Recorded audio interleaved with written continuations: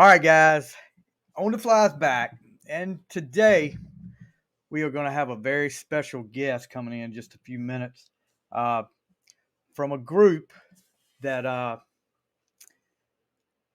has come along the I guess 4 or 5 years. We'll get into that when he gets in here. I'm a Kiss fan. You check out my shirt, Destroyer shirt, and look, we're always talking about, you hear all these podcasts, these Kiss podcasts, these music podcasts talking about love to hear new music from Kiss. And Paul Stanley is just adamant it's not going to happen. And so the closest thing we got here is this band called Klassik 78. Tom Higgins, Joe McGinnis, and now Anthrax drummer Charlie Benante.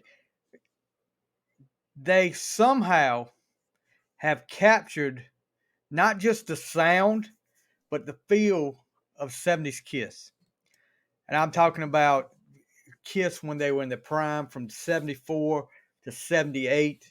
That's pretty much what it deals with. If you haven't had a chance, if you haven't heard of these guys and want to give it a try, check them out at www.klassik78.com. Go to Apple Music. You have to go to the store. It's not streaming. They've got 3 albums up there, 2 EPs, which that was the first ones they did, side 1 and side 2. And then the newest album is Phantoms. And I will tell you, I bought all 3 and didn't have a problem with it at all. It's amazing to me how these guys sound so much like Paul, Gene, and Ace from the 70s. It's like, and here he comes right now. We're just about to get him in here. It's amazing how much they sound like the Kiss from the 70s. And I'm getting ready to add him in right now. Let's get him on here. Hello, Hey, Mr. Higgins. How you doing, sir? I'm doing good, man. How are you? I'm good. I was just in the middle of talking about how freaking awesome it is that you guys captured not just the sound, but the feel of 70s Kiss. And I mean, I remember the first time I heard it, and I think I don't know if I talked to you about 3 years ago, but I immediately went and messaged you guys right away talking about this. I don't even know what to say. You can't get new music from Kiss anymore.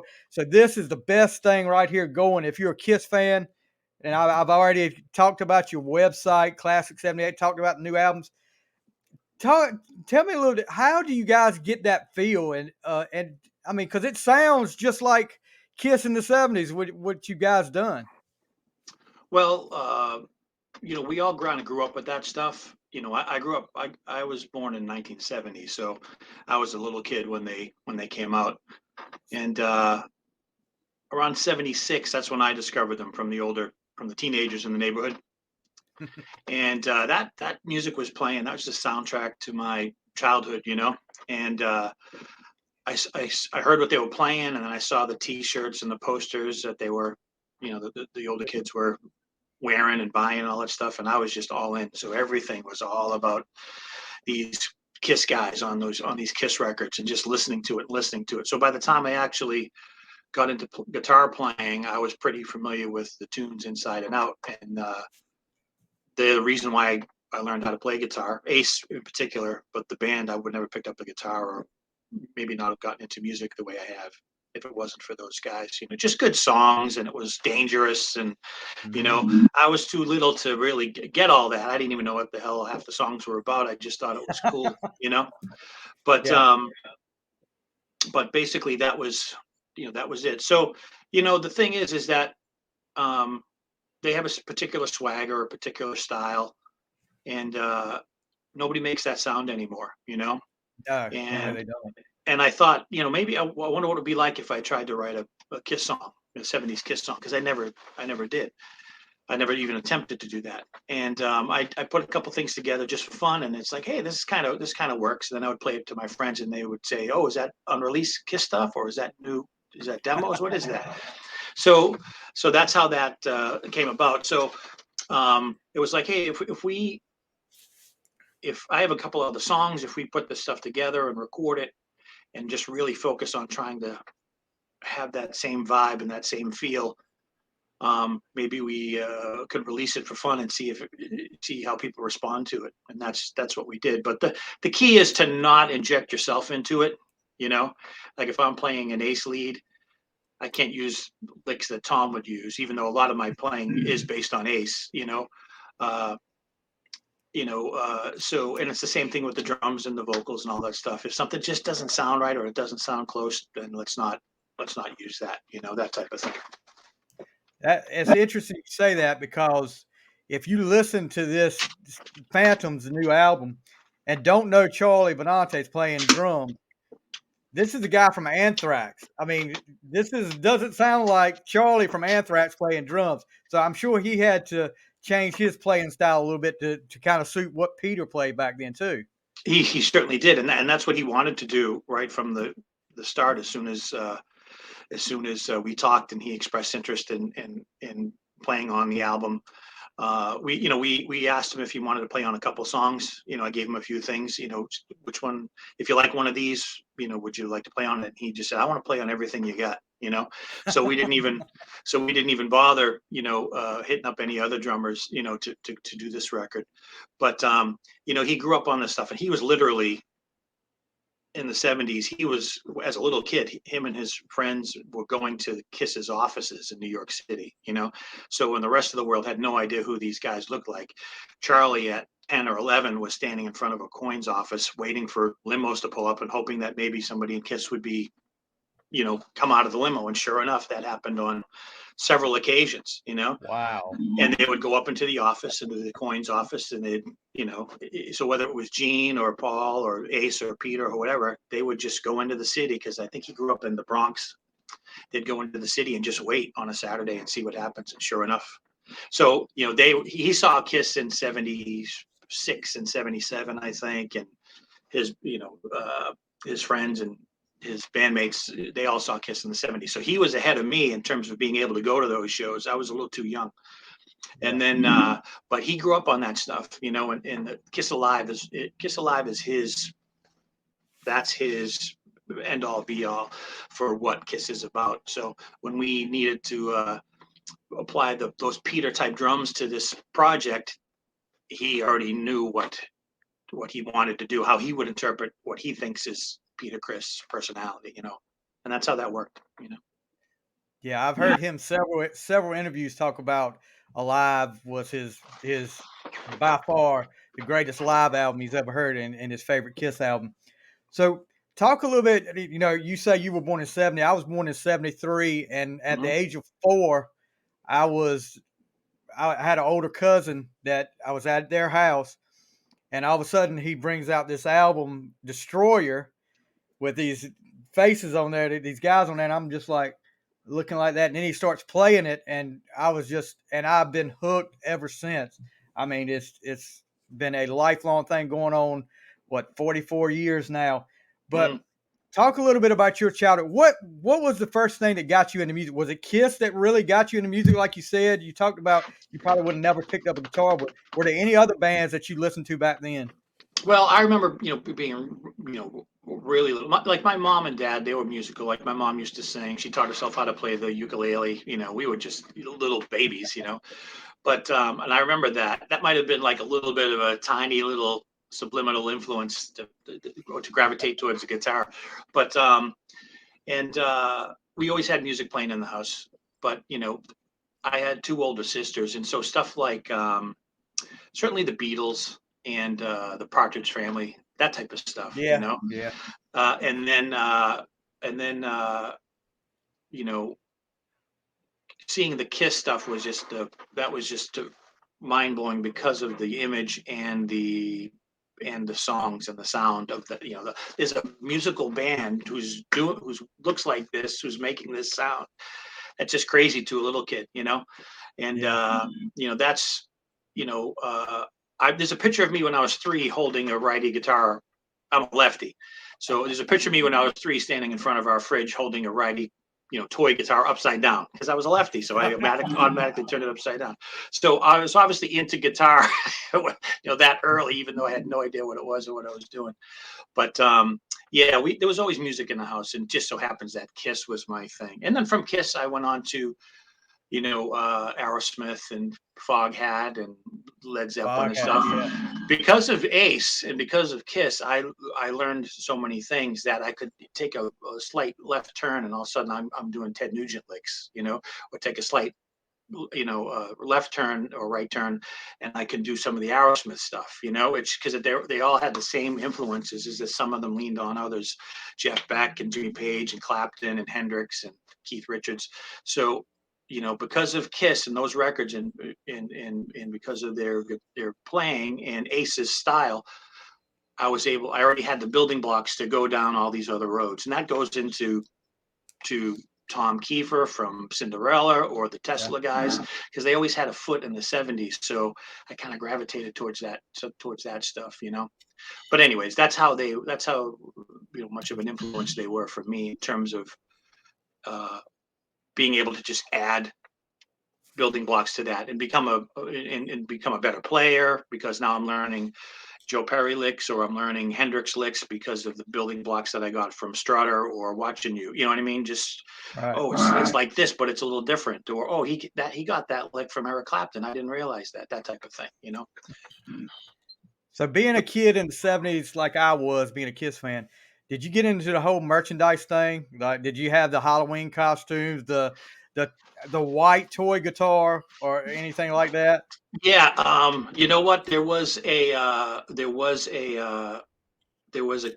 My best friend had all the records, and his mom, his birthdays, his Christmases, he didn't just get the one, he got all four. If there was four different colors of a thing, he got them all. So because he got them by default, I got to spend time with those things too. So I didn't get the Kiss dolls. I didn't get the lunchbox. I would have loved the lunchbox. I'd like the lunchbox now.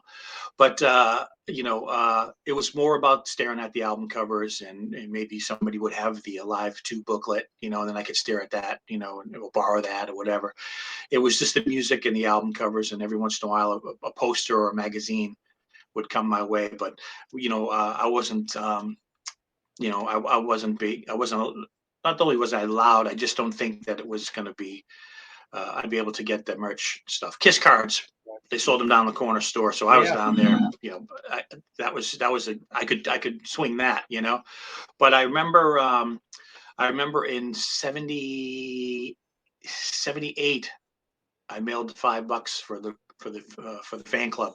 Oh yeah. And I bothered the UPS guy every time he came down the street. It was probably 9 months before I ever got anything. And by the time I got it, I forgot that it was coming, and it came through the U.S. mail. It wasn't even UPS, so I was bothering the wrong shipping guy the whole time. But yeah, it came in the mail, and that was the thing that I actually, aside from buying Kiss cards, that was the thing that I actually bought and put a stamp on it as a 8-year-old kid and sent it away. Yeah, I had the lunchbox, and I'm not going to get it right now, but over my shoulder, the lunchbox rusted out, but I do still have the original thermos from that, and I've got cool. one of the. Yeah, that's like one of the only things that I have left from back when I was a kid. I'll tell you this story, and I've told this before. I don't know if you ever saw the white guitar, the toy guitar. Oh yeah.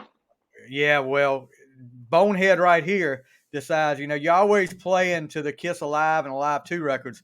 Bonehead right here decides it's going to be a good idea one day. Ace sets his stuff on fire. He puts smoke bombs in his guitar. Let's put a smoke bomb in my guitar and we'll light it up. Oh, man. Yeah. Big old plastic ball after it was over with. I was like, oh my gosh, I could shoot myself. You had a glow in the dark plastic ball at the end of that. Exactly. That was what it amounted to. So, what was the first band you played in? It would have just been a cover band, yeah. And I was always like a fill-in guy. I'd be able to play guitar or play bass. My buddy Rory, who was he was the drummer on the first two Klassik 78 records. I've known him since '84, and so he was in bands from the day I met him, and then I would fill in on with their band if they needed a utility guy to come in and do a gig and stuff like that. But I kind of got into the writing thing, trying to get original bands going with the right guys, but it was always the wrong bass player, or you can never find a singer that was right. It was just not. It just wasn't jiving. So I wasn't part of anything that had any kind of traction or that was even regionally that was worthy of noting, but I just kept playing the whole time. And, I was in different bands at different points, but nothing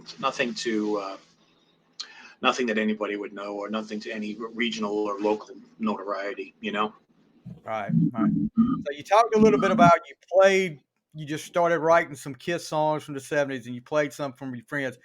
Where did it go from there? I mean, you got your buddy playing drums, and of course, Joe. How did that come about where you got Joe in on it? Well, the tunes that I had written, I had written, songs that would require a Gene or an Ace and a Paul and even a Peter, but we needed a Paul, and just for the hell of it, I looked online to see if anybody out there sounded like him, and Joe had some stuff on YouTube of him doing some covers, like he did 100,000 Years, I think. I think he did Tonight You Belong to Me. I think he did that. And right away, I was like, "Oh, this is the guy," So I emailed him and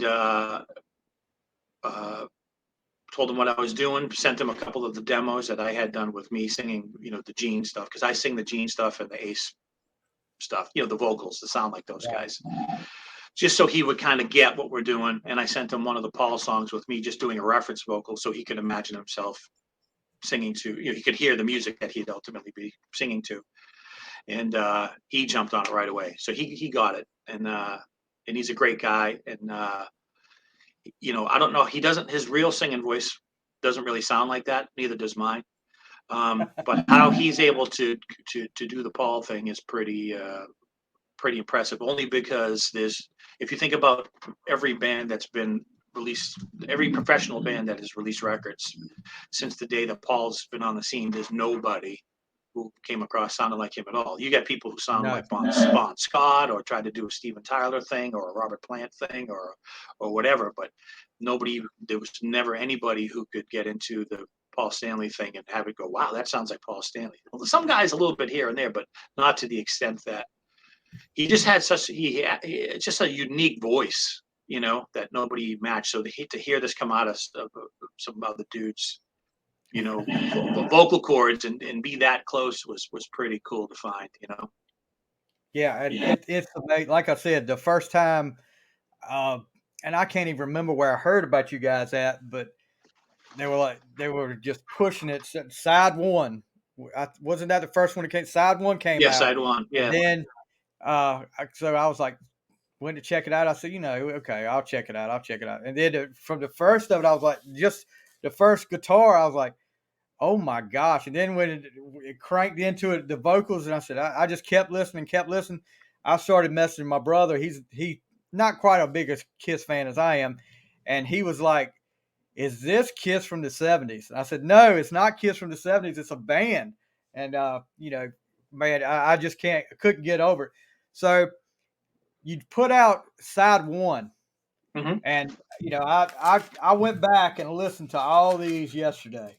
Side one, side two, and Phantoms.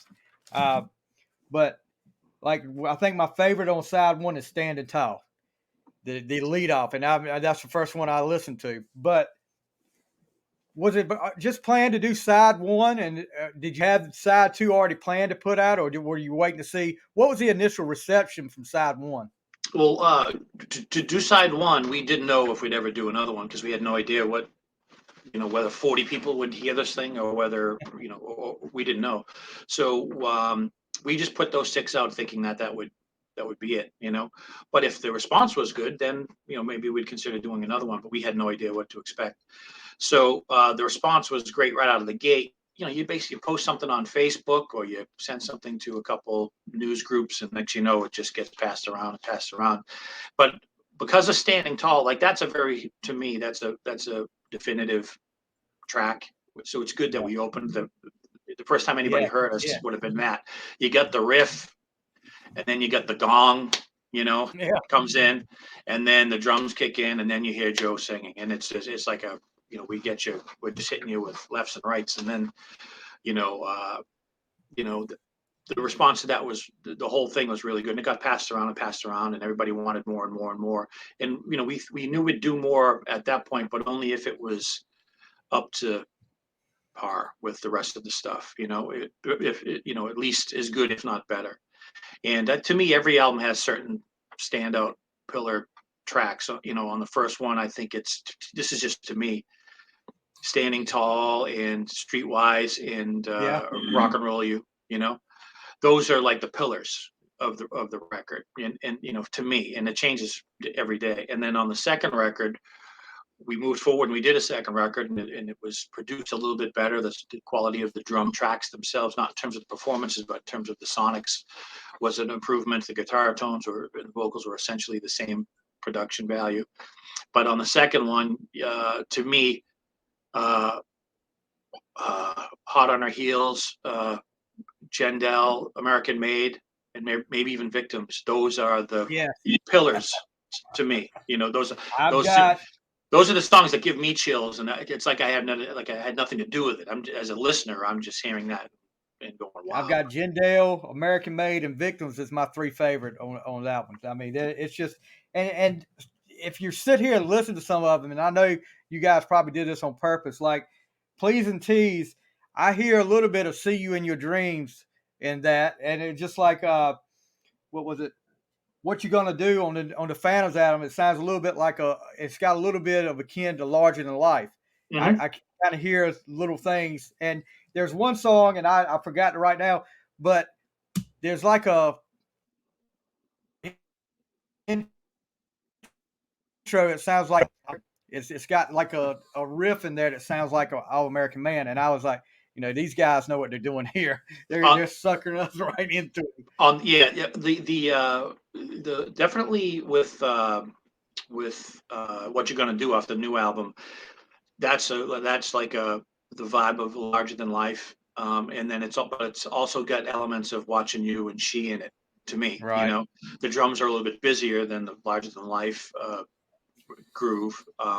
It's got a little bit more funk and Peter jazziness in it. And then the intro to Show Me Your Love is straight out of the Paul Stanley solo album book. Yes.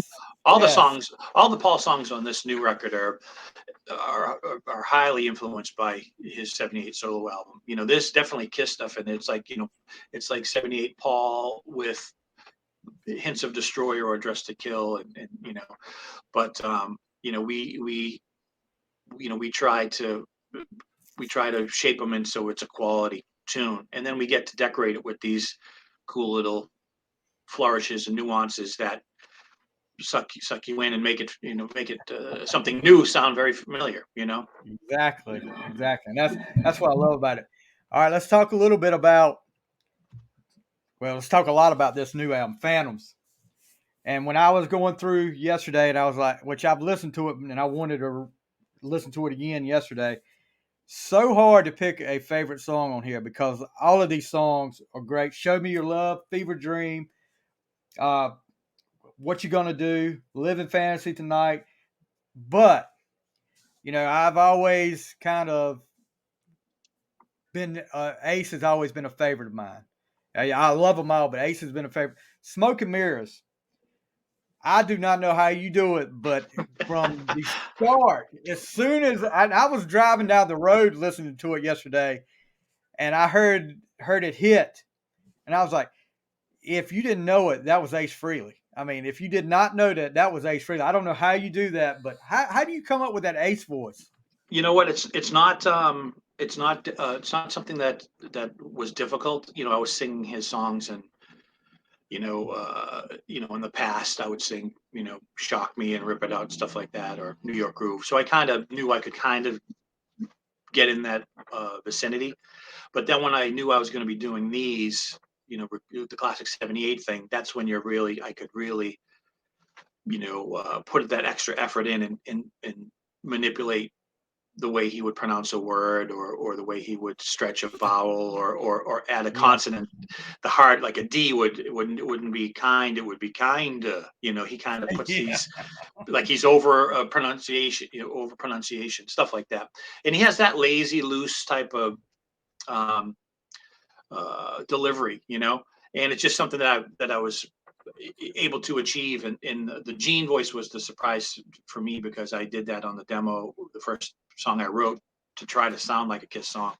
And I just sang a Gene vocal, and I was like, wow, I'm kind of in there. And then I just adjusted. And my Gene is less of the quote unquote Cookie Monster version. It's somewhere between Rock and Roll Over and the first three records, and a little bit of his solo album. He's got a little bit of a Beatle thing going on there. The way he says his R's, and just certain things, that it's a slightly cleaner vocal delivery on those records, as opposed to just the growl of an Almost Human or something like that.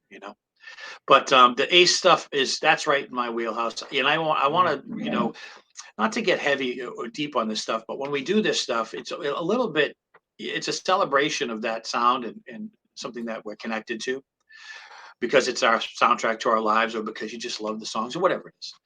But we're trying to make them proud. Like when I do the Ace stuff, I'm trying to do Ace on his best day, because the guy, he's a different guy than he was then, in terms of his abilities, or his, Right. or whatever life has, 40, 50 years later, whatever.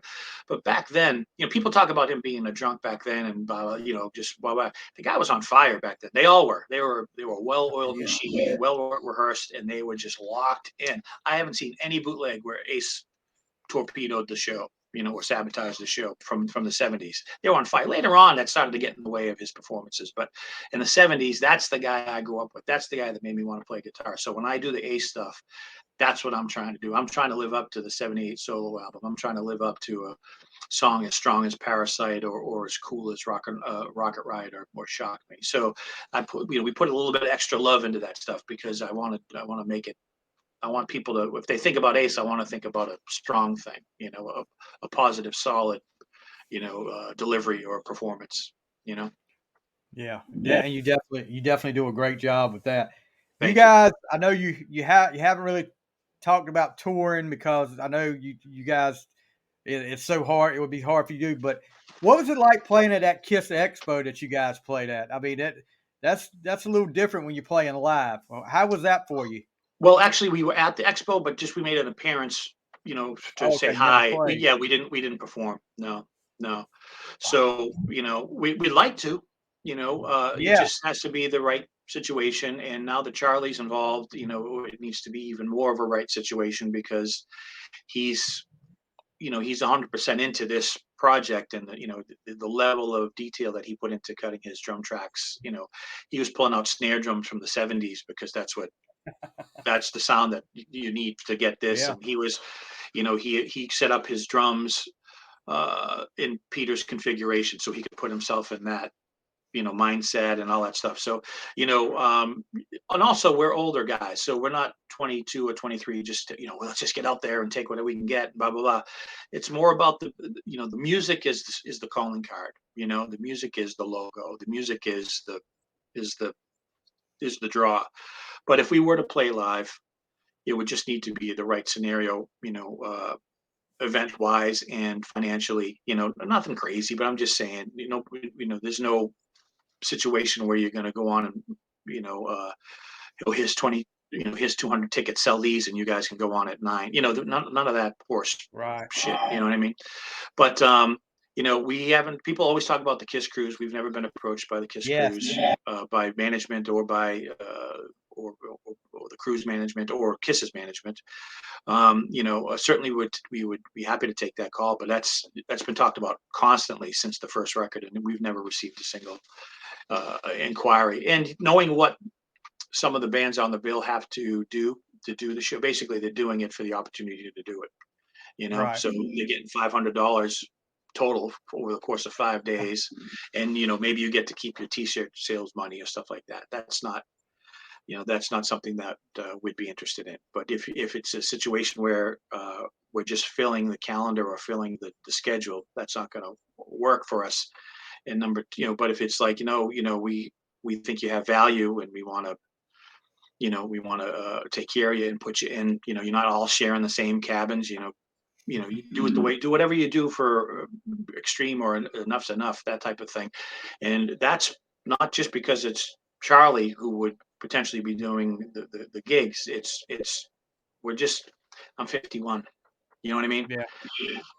This thing is about the music, and I don't want to do anything that's going to diminish the positive feeling that people have about this thing. So if we play live, it's going to be a home run. And I'm not minimizing any of that or any bands that are doing that in order to have the opportunity to do it. I'm just saying, for me, I know that I'm past that in terms of what I would get out of that, or what kind of impact it would have on on what we're doing, positive or negative. So those are things that we think about. But if we play it live, an agent or a promoter, that's where it's going to come from. Hey, we have this festival in September, blah blah blah blah. Or we have so and so going out on the road. Would you be interested in doing 2 weeks of dates with them? That type of thing. Charlie's joked around about having Anthrax have us open for Anthrax for a couple of shows. Uh, you know, uh, Joe McGinnis, our Paul Stanley, and guitar player. He's the lead guitar player in Quarantine. Right. So he doesn't get. I do all the leads in Klassik '78, and he just does the Paul role in the band. But in Quarantine, he's playing all that Bruce Kulick stuff. The guy's a brilliant guitar player. But Yeah. he's very tight with Chris Jericho. You never know. Jericho might say, "Hey, why don't you guys come and do my cruise?" Or "Why don't you guys come out and do a week of shows with Fozzy?" I'm saying that hasn't been discussed. I'm just saying it's going to come organically through a promoter or an agent that feels as though, no, this would be good for our tour, or this would be good for our event. If it's a Kiss Expo or if it's the Kiss Cruise, as long as the situation is solid and makes sense logistically and financially, that it's good business and it's a good quality situation, we're up for all those all those discussions if they come our way. I know I went on a little bit there, but that's the scoop. That's fine. Have you ever heard anything from any of the members, from Gene, Paul, or Ace or Peter?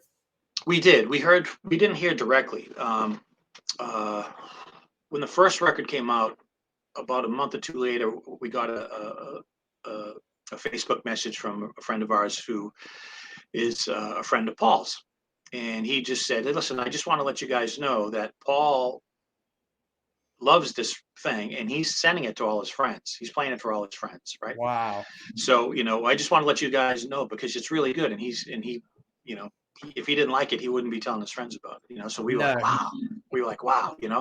And that was a private message. So we weren't going to post that on Facebook and say, "Oh, by the way, we just heard," that was just a nice gesture that somebody made to let us know about that.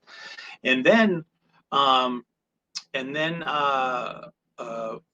Chris Jericho said something about on his podcast. He was interviewing Paul at his house for the Chris Jericho Talk is Jericho podcast, and they were either done with the interview or before they did the interview, they were playing the Kiss pinball machine. That's the only thing I guess Paul has in his house that's Kiss, and after they got through playing, I guess Paul said, "Hey, have you heard this Klassik '78 thing?" And then he played it for Chris Jericho, and then finally, a mutual friend of one of my closest friends is an acquaintance of Paul, and he was talking to Paul about something else on text, and then just for the hell of it, he asked Paul, "Hey, did you hear about this Klassik '78 thing?" And Paul said some very kind things about it, not knowing that he knew the guy knew who I was.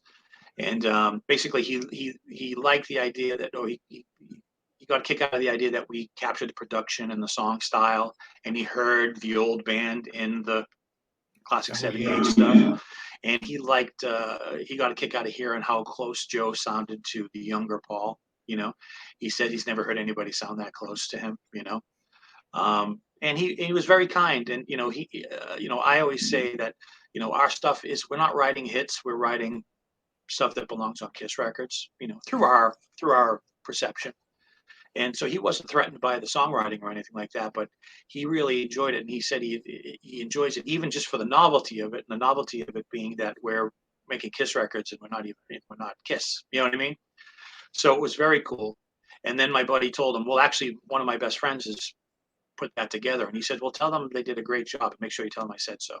So that's good. That's good enough for me. And then one last one too is when Gene was doing his solo dates with the Talisman guys, Right. the residency guys, Jeremy and Ryan and Philip and those guys. So anyways, they were out doing gigs with him, and then on one of the shows they had like a 4-hour bus ride from like the hotel to the next gig.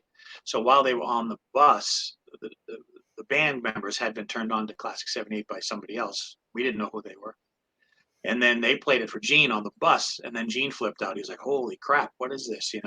And then they told us that, hey, just so you know, we just played your stuff for Gene. And he was like, wow, he couldn't believe it. So, we heard it's all happening organically at that time. And we've heard about it from kind people who want to share that information with us. We don't bother Doc. I know how to get in touch with Gene and Paul. I don't bother them.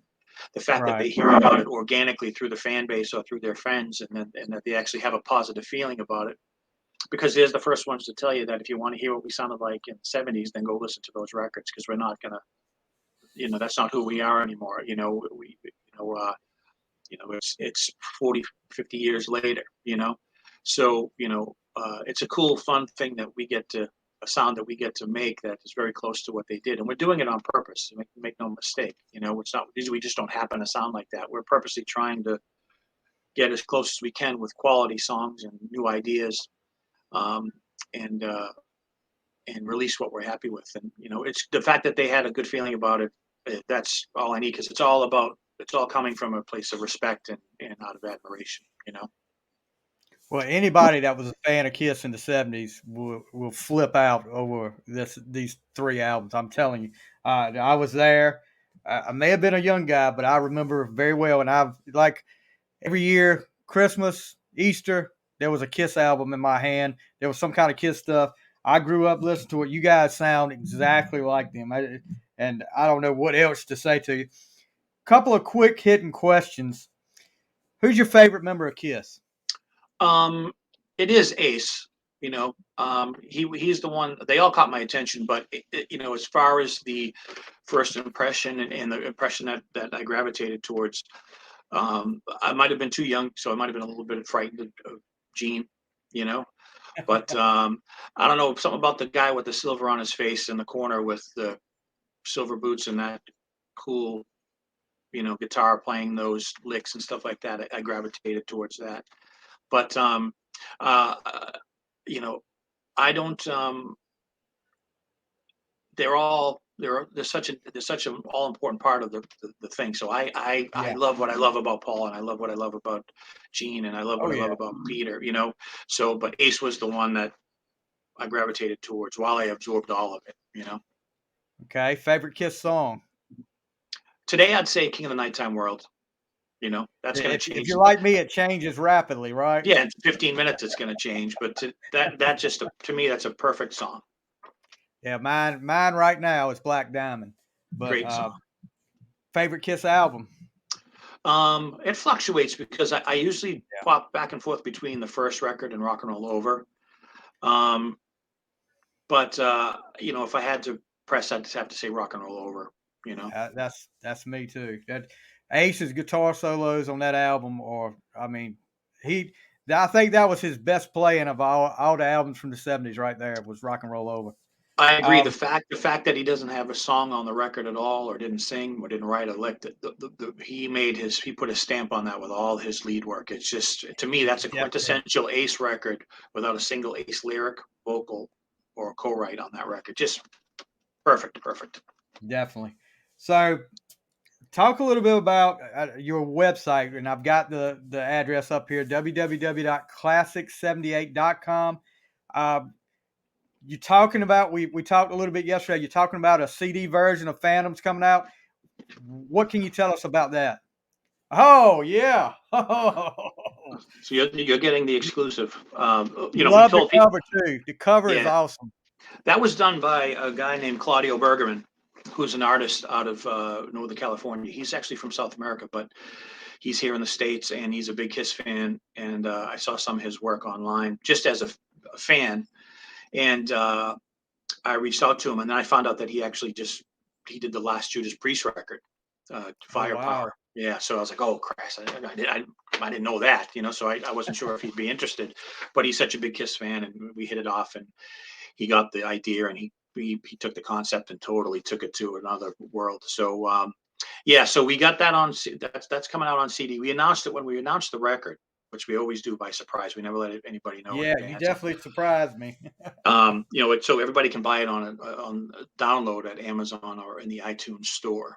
Um, uh, and then at the time when we announced it, which was on January 6th, I think, we also told people that a CD of the album will be available sometime in February. So, we just got them in, and now we're just finalizing Wow.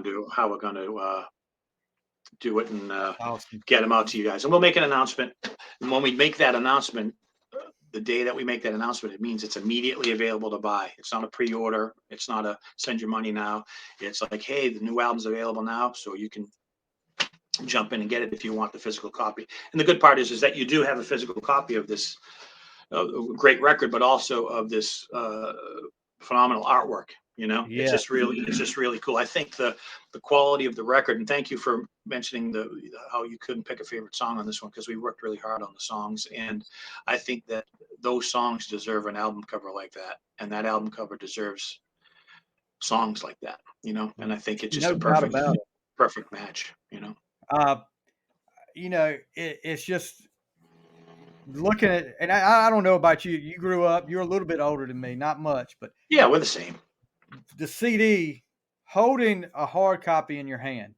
I miss that so much with, going to the record store, picking it, whether it was the vinyl, the cassette, or the CD, reading the liner notes. I miss that. So, it's great that you got like Spotify, you've got Apple Music, Amazon. It's great that you can get it right in your hand, but man, do I miss that someday. And the days of getting the heavy metal magazines, the Hit Paraders, the Metal Edge, the Circus, I miss that so much. Don't get me wrong, I love technology like it is, but or else I wouldn't be able to talk to you today. I But agree. holding that hard copy in your hand, that's why I asked you yesterday. I said, I hope there's a CD coming out, and yeah, I will be getting one of those when it comes out. Um, any kind of merchandise you guys got? I know you talked about a T-shirt, maybe. Yeah, we'll probably do a shirt with the album cover on it. The album art on it. And that'll probably be it. People have asked for that. You know, Yeah. um, but like I said, I think one of the main things people are asking, they are asking for the physical copy. So we got the Yeah. CD, and then also they're asking for vinyl, which is something that we'll do. But the vinyl industry is so backlogged with supplies, like the plastic supplies are in demand, so there's a backlog there. And then during the COVID lockdowns or the COVID times, a lot of orders for vinyl came in from artists. So there's a larger demand than they anticipated. Now there's a supply issue with the plastic that they use to create the vinyl. So it's like a 6 to 8 month, backlog. And not only that, but if the firm that we is manufacturing our small amount of vinyl, 500 or 1,000 or whatever it is, when they get the order that Taylor Swift wants 300,000 vinyl, then we go to the bottom of the production list, and then she goes to the top, which would Yeah. make sense, right?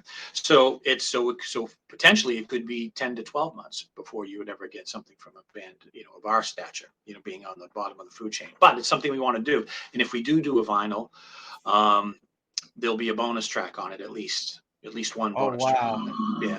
So and obviously you'll have the larger component of the album cover, and maybe a variation not on the album cover, but a variation of art, on the back cover or sleeve or whatever. But definitely one extra track that's not on the original release. Okay, with the reception of this album, the great reception you're getting, any chance we see another album coming? Well, probably. I mean, we don't know what any of this really means in terms of the charts and stuff like that. but it charted #1 on the iTunes, rock albums for a couple days, right? And that was because of guys like you and the Kiss fans out there. And then it stuck on the charts for a good 3 weeks. It was the #3 bestseller on Amazon for like a week straight. And we charted in Brazil at Brazil at number 8. We charted in Canada at number 14, and we charted in Australia at number 31 on the iTunes overall albums chart, whether it was us or Johnny Cash or Taylor Swift. Wow.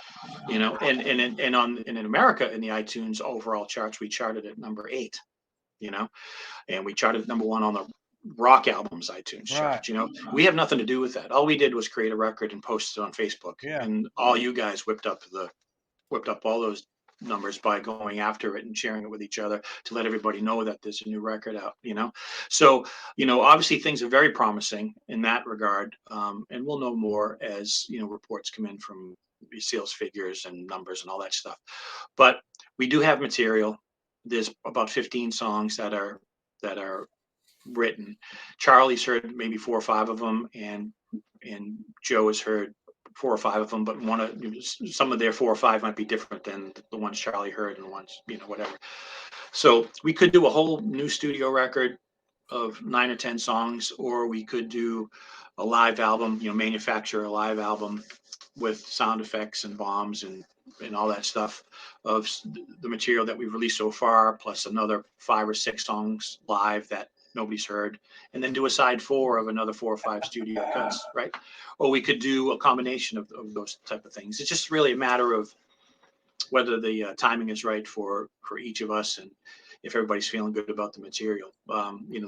There's some great stuff that's already in the hopper that the guys like, and that I feel strongly about. But there's a whole bunch of other stuff that I've got that I'm excited about that they haven't even heard yet. So, I'll get it to them, and then we'll see what happens. And if we ever release anything, we're never going to tell you in advance. You're always going to hear about it, because that's the only thing we got. We have the element of surprise. And when was the last time you had that? When you bought Circus magazine and you saw the advertisement of the next Kiss record, that's when you got that surprise. You didn't know it was Kiss record was coming until you read about it. And the only reason you found out about it is because on page 40 of Circus magazine, you opened it up and there was the ad, and you were like, "Oh!" You got the element of surprise. So we like to wrap that element of surprise into being able to act on it. So not only you surprised that there's a new Klassik 78 record, but you can get it right now. You don't have to wait 6 months. You don't have to listen to us release a single every month before the record even comes out. You get to get it now and absorb it now and wrap that excitement of hearing about it into the excitement of listening to it for the first time. And hopefully we're making you stirring up those old memories or those nostalgic feelings that you would have got from those type of records. And that's the whole point of it, Yeah, no doubt about it. You have done that. Where else can they find you guys at? I know we've got the website klassik78.com. Is there anywhere else they can find you online? Yeah, if you go to Facebook would be the best spot. In addition to the website that you have there. So just Klassik 78 on Facebook, and that's KLASSIK, the number 7 and number 8 on Facebook, and all our news and any of our latest postings or info or anything will be on there. And when we're ready to announce that this is available, we'll announce it on Facebook and on the website. But Facebook would be the best because that's the most immediate. Right. Well, look, I know I want to thank you for coming on. I know I bugged you guys for probably about a year or two, ever since I heard the first album, about coming on here. And you always told me, just be patient. We got something coming. We got something coming. Be patient. When something's coming, we'll do it. And as soon as I saw it, I said, all right, I'm hitting them up. I don't care if I'm bugging them. I am so excited about this. Thank you so much for taking time out of your schedule and doing this. I really appreciate it. Anything else you guys got going on you want to talk about, or? No, Charlie's, from what I understand, Charlie's working on a new Anthrax record. It's something that they're taking their time with. Joe is playing lead guitar with Quarantine with Chris Jericho and PJ Farley and Kurt. spacing on his last name, the drummer. And then they also have another guitar player in the band. So they have 2 guitar players in that band now. So they'll probably be releasing stuff, more Kiss covers. And we're just gonna enjoy this, roll out the CD, see what opportunities might come outside of that, and then hopefully there'll be vinyl available, sometime in late fall, Thanksgiving, Christmas time, and that's it. But we want to thank everybody, and thank you, Stevie. I mean, because you're right, we did talk for a bit before. I didn't want to come on unless we had something to talk about new, and I knew something was coming. It just, especially with the COVID, we probably would have been talking July of 2020, but everything got bumped aside, to take care of the real important stuff in life. So I appreciate you having me on, and thank you to you and your listeners and any Kiss fans out there who appreciate the Klassik 78 stuff. Yeah, guys, definitely check out Klassik 78, Apple Music, Amazon. You can download it there. It's not streaming, it's download, but it's worth it. If you're a Kiss fan, it's definitely worth it. Guys, thank you so much, Mr. Tom. I appreciate you coming on. Guys, that is Tom Higgins from Klassik 78. Thank you, Stevie. All right, you still there? I'm here, yeah. All right, thank you, man. I can't tell you how much I appreciate that. That was great. Was that the end of your program? Yeah, that's it. That's it Okay. right there. We're off. So we were just live?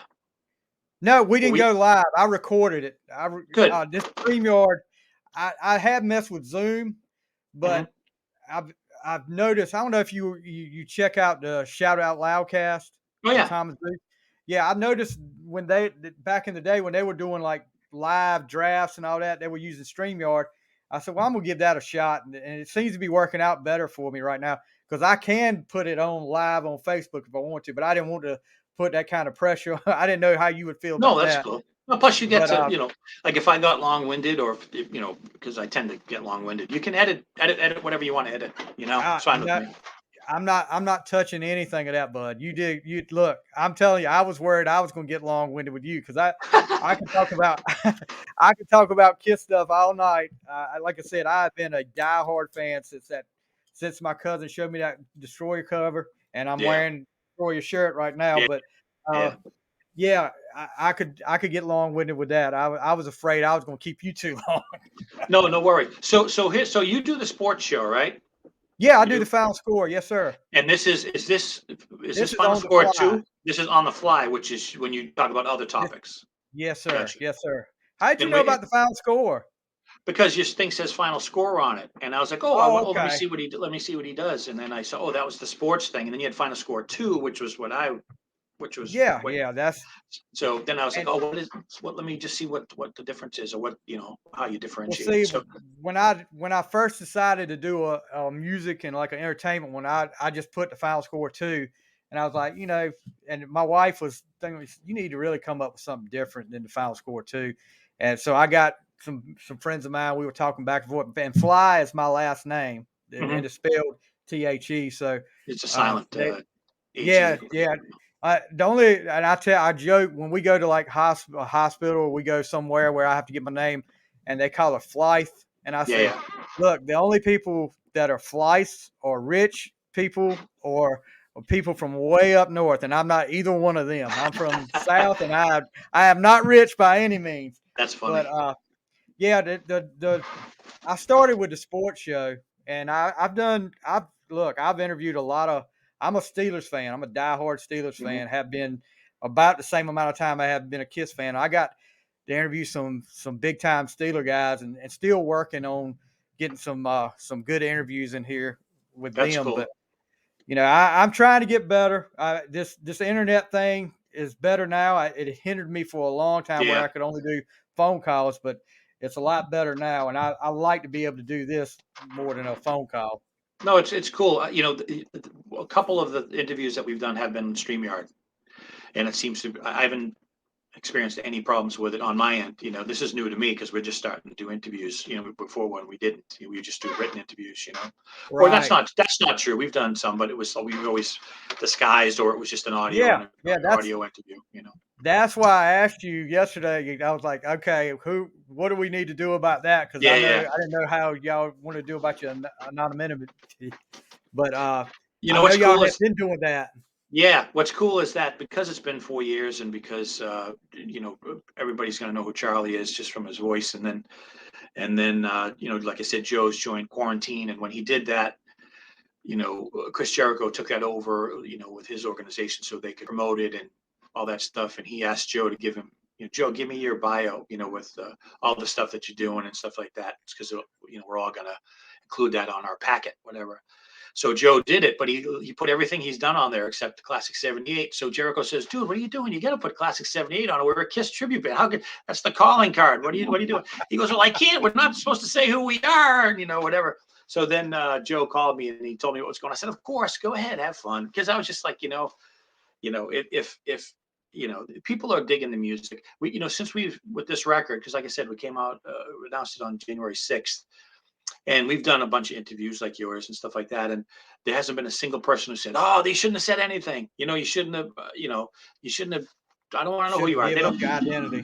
because the music Oh is yeah. still doing it, you know, because listen, this is something that I keep meaning to say on when I talk on these shows, but I keep forgetting. But like when you listen to this stuff, you could be flipping through your Alive 2 booklet listening to our stuff, right? Yeah. Because I want you to think about Gene and Ace and Paul and Peter. I don't need you to think. I don't need people to go out there and go listen to Tom play that guitar. I want them to go, holy shit, this sounds like a Kiss record. You know what I mean? Well, So you know, you could flip through your Kiss cards or grab your vinyl or pick out your favorite Kiss magazine that you saved from when you were 8.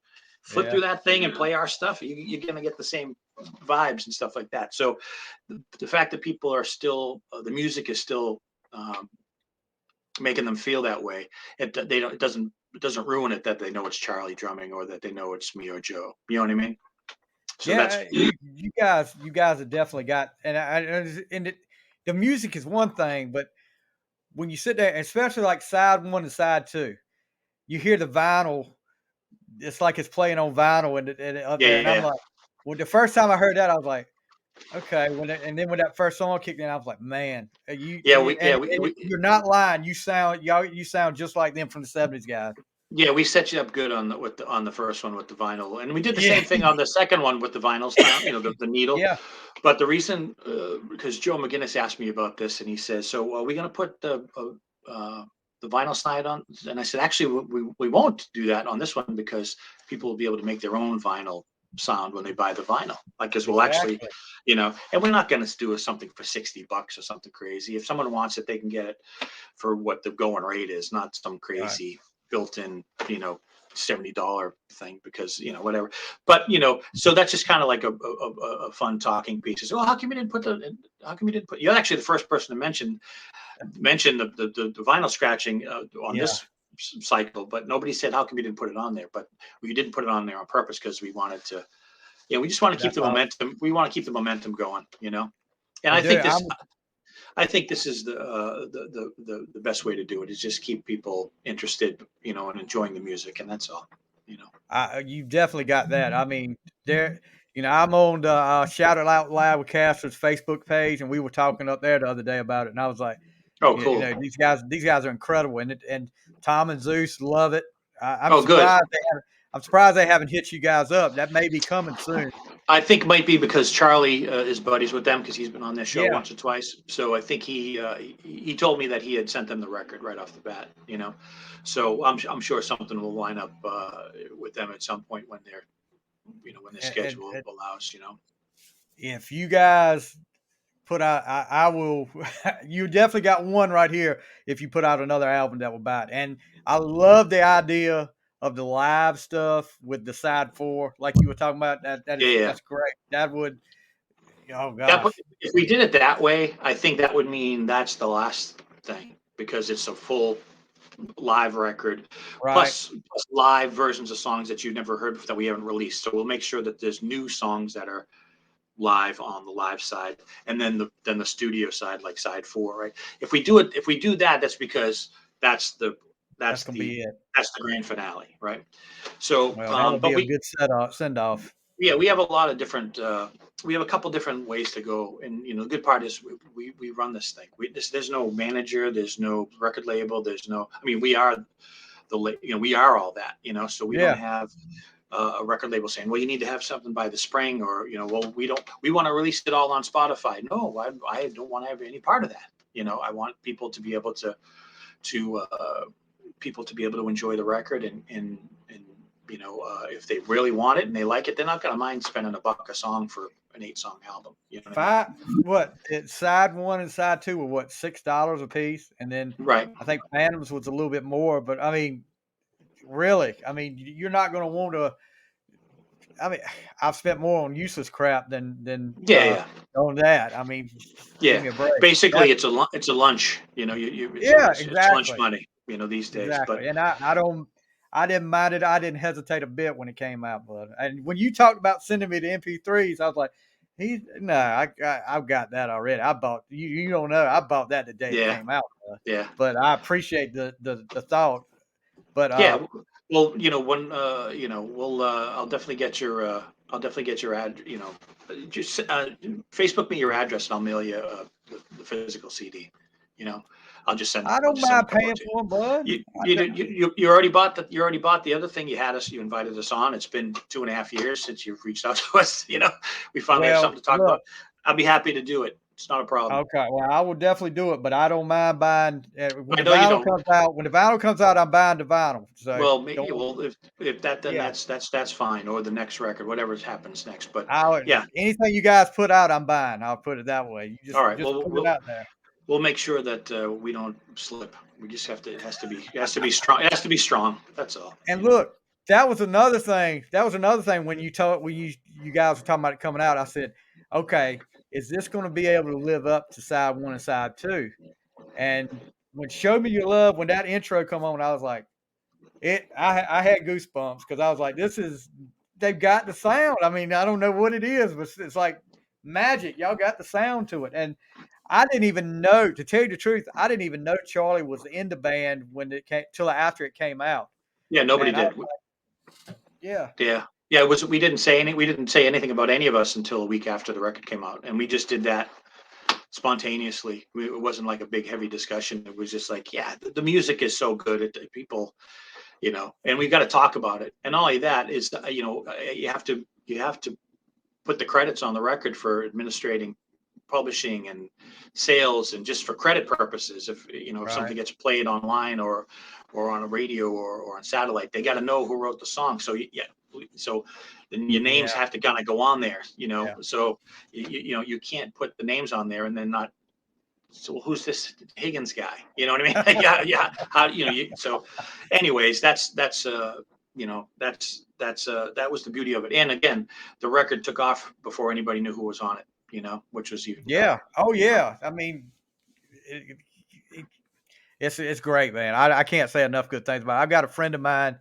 He's a part-time professional wrestler in Virginia, and when I contacted you guys the first time and you said let us do that, I messaged him because he keeps up with my stuff, and I was like, dude, and I know he's a Kiss fan. I was like, dude, Mm. I just got Klassik 78. They're talking about doing an interview with me. And he was like, you've got to be freaking kidding me. And then yesterday, after I talked to you, I messaged him. I said, Klassik 78 tomorrow at 1 o'clock. And his only response was in all caps, yes. That's cool. Finally. That's But cool. yeah, you've definitely got a big fan base out there, guys. That's Definitely. cool. That's cool. If I don't know what the year is going to bring in terms of Kiss events or any other events, but if we end up participating in anything, and there's nothing at all in the pipeline Right. that I'm not telling you about, but because you just don't know what's going to come up, and every day something new comes up. But if you know that we're going to be somewhere that you're going to be, just hit me up to make sure we say hi, in person I and stuff will, like that. bud. I will. I appreciate it. I'll send you the address and everything. But like I said, thank you so much, man, for taking the time out to do this. It's been great. I love talk. I could talk to you all night, bud. Yeah, yeah. But I yeah. I All right, appreciate man. that. Thank you so much, Stevie. I appreciate it. I'll send you the link to everything when I get it up. Cool. Oh, real quick, what are the main platforms that your Okay, stuff goes on? I'm on Spotify. I'm on Apple. Hmm.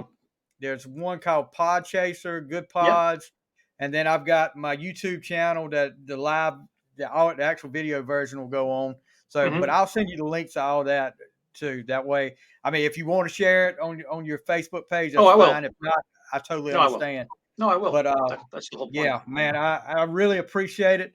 Um, but let me know if anything comes up that you guys are getting ready to do. I know you will more than Yeah, likely, and then I'll definitely push whatever I can for you guys.